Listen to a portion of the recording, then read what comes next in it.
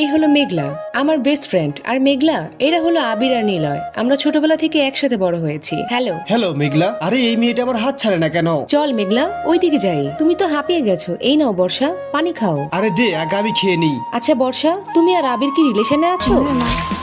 আরে না, ও তো আমার ভাইয়ের মতো, ছোটবেলার বন্ধু। আমাদের মধ্যে প্রেম আসলো কোত্থেকে? আবির, তোমার সাথে আমার কিছু কথা আছে। কিন্তু আজকে আমার সময় নেই, আমার খুব তাড়া আছে। একটু দাঁড়াও, আমি তোমাকে আমার মনের কিছু কথা বলতে চাই।